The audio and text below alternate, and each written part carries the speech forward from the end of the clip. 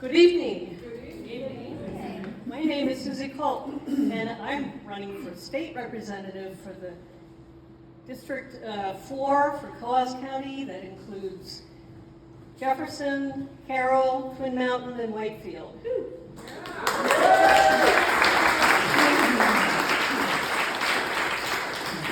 That's how I introduce myself when I'm going door to door, to open dialogue about my campaign and find out what people are worried about.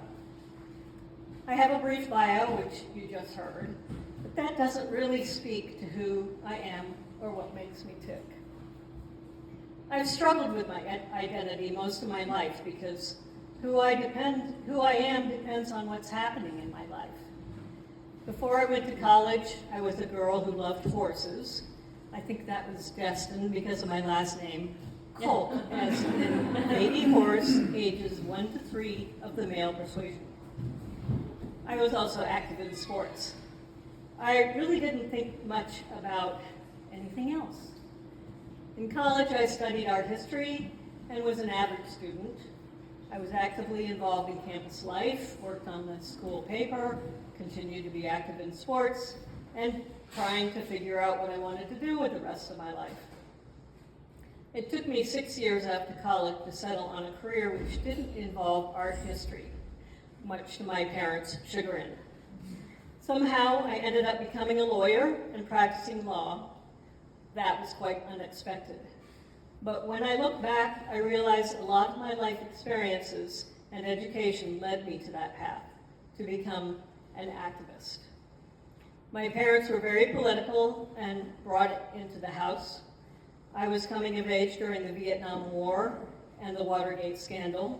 My parents opposed the war and hated Nixon. They cried when Martin Luther King and Bobby Kennedy were murdered. They deplored violence against marginalized communities.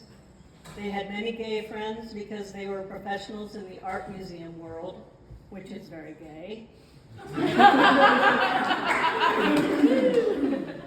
In fact, when I was struggling with my sexual orientation in my 20s, my father told me, "It doesn't matter who you love, it matters that you love." Yeah. He knew I was gay before I knew. And sadly, he died before I finally found my identity as a lesbian. Yes, I still call myself that old school term, lesbian.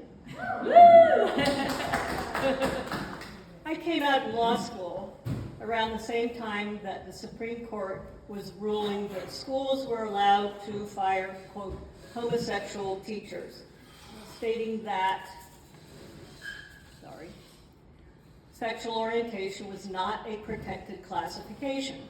That ruling gave license to all businesses to fire gay folks without ramifications. Not a good time to be coming out of the closet.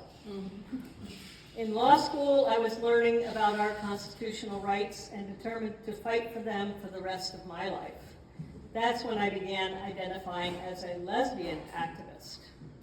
I came to New Hampshire in 1989 and immediately went back into the closet because I was moving to one of 2 states in the country that prohibited lesbians and gays from being foster and adoptive parents.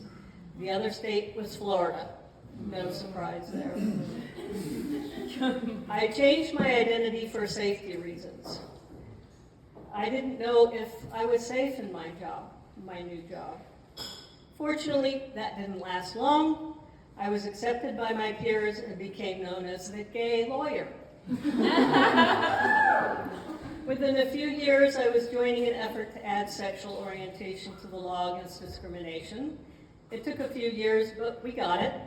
We also succeeded in repealing the adoption ban.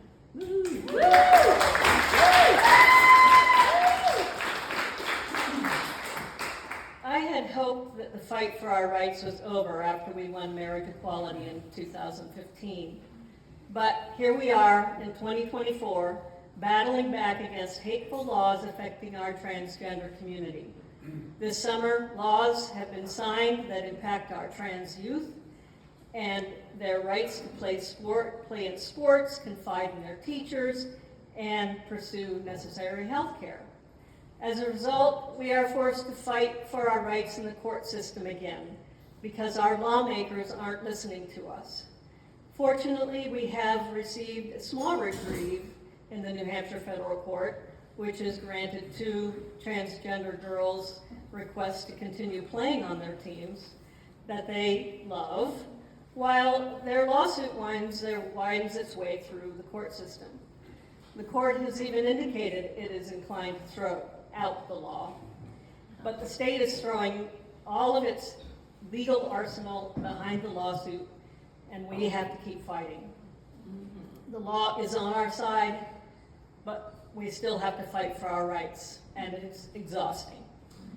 I've been doing it all my life, or half my life, I guess. Apparently, I have gotten a second wind, though, or I would say third or fourth wind, and have adopted this new identity as an openly gay candidate for state representative.